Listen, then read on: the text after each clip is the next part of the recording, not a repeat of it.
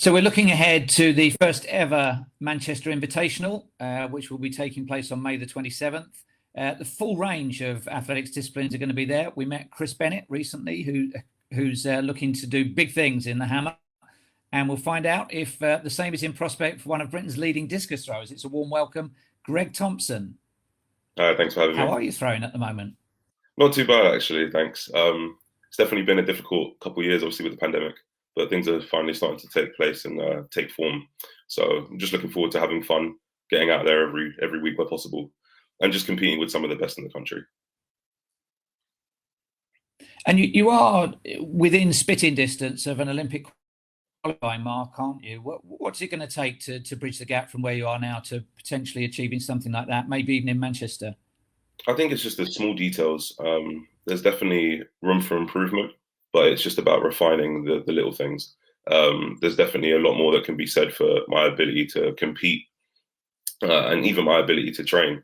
I'm figuring out new things about myself every single day. So we're just trying to hone in on the little things. I think that's just been the mantra for the last kind of 2 years. And a year or so back, you were full-time college in the US. You're now back and you're working.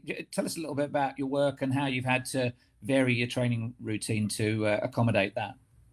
So I work for an online business, businessesforsale.com, and they've been wonderful. It's a great family. They've been very supportive, and they allow me the flexibility to kind of work around the training schedule. There's kind of a bit of to and fro.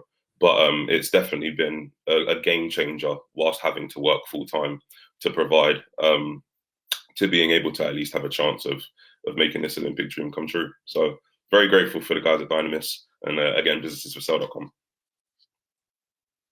So I'm going to, as an observer, a long-time observer of the discus, I'm going to put up a couple of provocative statements for you to shoot down in flames. But first of all, it's pretty much the shortest of the athletics disciplines. That and the shot, you're done in 2 seconds with your explosivity. So it's a close skill, one that you kind of ought to be able to transfer to any environment, any circle, any weather conditions. Therefore, the person that does best is the person that can stay relaxed with that close skill under pressure. True, false, rubbish? Somewhere in What do between. you think? I think there's definitely merit to the argument that the best athlete, the best discus thrower is the one who can manage all conditions and all adversities. But sometimes those adversities are very challenging, even for the most skilled. You can get different circle gradients, different frictions. The wind can play a huge factor. Rain can obviously affect your ability to even hold the discus. So definitely truths and falsehoods in that statement. Okay, well, here's my second true or false. Last January, I was in a gym in Potchefstroom, and Daniel Stahl was in there, and he deadlifted some phenomenal weight, and the whole gym sort of stood up and applauded him. All other things being equal, the strongest guy should be the furthest throwing guy. True or false? In the presence of all else being equal, assuming technical equality, then yeah, true. There's some debate as to whether there's kind of a law of diminishing returns, i.e. one can get too strong to throw the discus. I'm very excited to test that hypothesis out. I'm currently of the bend that no, all else being equal in the presence of good technique, reaching your genetic potential in strength is going to always benefit your ability to throw further and further still. So watch this space. Hopefully in the next few years, we'll be able to test the metal. Okay, and what's your journey been through sport and through athletics to date? Did you start off doing all sorts of sports? Did you start off doing other disciplines within athletics? And when did you start? So I actually started as soon as I could walk. So my dad, Neville Thompson, was a former discus thrower for GB. So it was kind of amongst a myriad of sports that, you know, kids in Britain typically get involved in. Disc was one of those things that I just kind of took up and, you know, just kind of hit the ground running. I definitely played a multitude of other sports, but throwing has always kind of been my passion and my priority. So yeah, I started rotating at about 5, and I believe I started competing at about 7. So 20 years strong now. 7. Yeah, first competition was. And your dad's still your coach? Sorry to cut you. Yeah, dad was still my coach up until about 2013. Then I decided that I needed to kind of just self-coach for a bit. There was a few things I needed to figure out, kind of a self-discovery aspect, if you will. So he took more of a backseat, kind of a supervisory role. And yeah, things have been working out well, and it helped with the transition going to the States as well, where I wouldn't have his counsel on a consistent basis. So I kind of had to get familiar with being able to suffice on oneself. What do you like best, and what do you like least about the life of a discus thrower? What I like best is it's just like any sport. There's an elite attainment. There's kind of, it doesn't matter what level you are. There's always a potential on the day for you to realize that potential. And I just kind of love that exploration of self-discovery, as I said before. I think the least favorite thing is probably just how misrepresented the sport really is. It's an art form. It's beauty, it's grace, it's power, it's speed, fluidity, you name it. You know, there's all the adjectives on the planet could go into describing disc in one shape, form, or fashion. I just think throwing and field events as a whole definitely need a lot more recognition and a lot more appreciation um, and investment at this point. Is there a discus thrower that you really admire for that grace and art that you would be yourself on or would aspire to be like?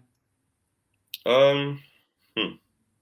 Good question. Typically, I've never really kind of idolized any particular thrower. I think if you had to, you know, if kind of put a gun to my head and said pick one, um, that's a good question. I think I pull inspiration from many different throwers for many different reasons and many different facets of their throw. I don't think there's one complete thrower. But I think from a state of pure efficiency, it would have to be a Lechner. You know, 6'7", freakish arm span, and just fluid dynamics. You know, from point to point, there's just nothing but efficiency in his movement. And you know, second all time, the proof is in the pudding. So And for discus, it's a challenging one to incorporate within domestic Diamond League fixtures. I can remember one men's discus competition a couple of years ago, but it's the opportunities are relatively limited, which is why the Manchester Invitational is so important, and that it grows and becomes something where you can achieve standards, don't you think? yeah, most definitely. I reject the idea that you know certain events aren't easily facilitated within any kind of any framework. You know, if the Olympic Games and the World Championships can house it, then any competition can easily house it. It just needs the right planning and the right communication. So I wholly reject the idea that a discus throw or a hammer throw or a multi-event isn't suitable for a Diamond League landscape or any competition of that nature. And what would constitute a successful competition for you in Manchester? What would you be looking for as a minimum, and what would be optimum? Um, at this point of the season, and definitely kind of my attitude to this season with everything that's been going on, I've had officials and friends and you know fellow throwers ask me on a daily basis, "What are you looking to throw this weekend or this weekend?" And my answer's always been just to have fun. I don't necessarily subscribe to a particular number, but it would be good to know that by that time of the year, getting close to you know British champs and trials, that I would be peppering the Olympic standard. Definitely being in a more consistent mid 60 range, kind of anywhere from like 64 plus. It'd definitely be good. And I'm in good company, obviously, with Lawrence Okoye, now throwing 65 meters on a fairly consistent basis also. So for him and I to both kind of be peppering those marks, it bodes well for British discus throwing.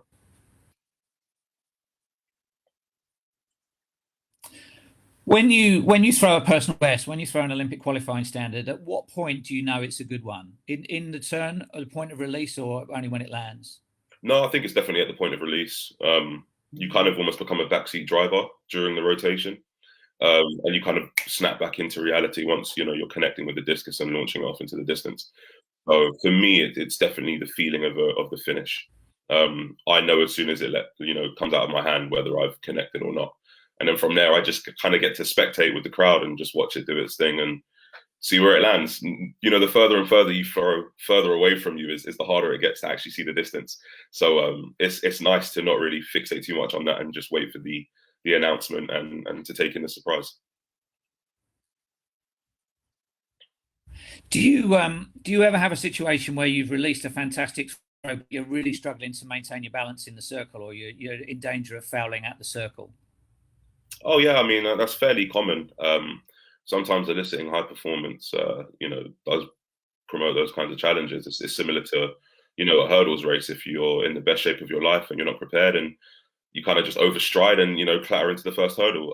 So there's definitely been occasions in my career where I've had some good throws, sometimes personal bests, and I've just struggled to stay in the circle. Some of them you've been able to save, and some of them we fouled. But you kind of live and learn, and it's you've got 6 rounds hopefully to, assuming you've done it before the 6th round, to hopefully just figure out what it is that you can do to be a little bit more efficient, and not get in your head and get afraid of still committing to high velocity throwing.